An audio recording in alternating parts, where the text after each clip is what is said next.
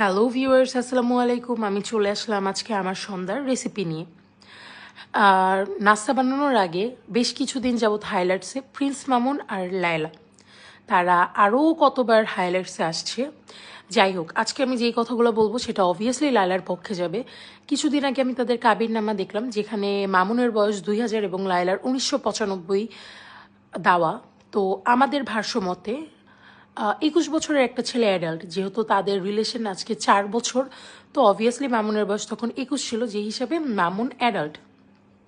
ঠিক আছে, এখন মামুন তার নিজেকে কোচি বলে দাবি করতেছে, সবই মানলাম। মামুনের বয়স কম, মামুন বুঝে না, বাট মামুনের মার বয়স কি কম?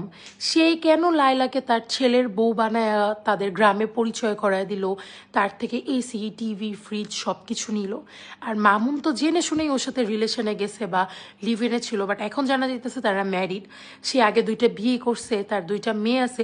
সব কিছু জানার পর সে তার থেকে সব কিছু নিল। এখন এমন কি হইল যে মামুন লায়লাকে সহ্য করতে পারে না? এরকমটা তো হওয়ার কথা ছিল না। সে জানে, সে বড়, সে সব কিছু জেনেই রিলেশনে গেছে। তো ঠিক আছে, মামুনের সব সব ভুল লায়লার, কিন্তু মামুনের মা? যাই হোক, এই কথা বললে শেষ হবে না। আজকের ভিডিওটা কেমন লাগলো সবাই লাইক, শেয়ার এবং ফলো দিয়ে কমেন্ট করে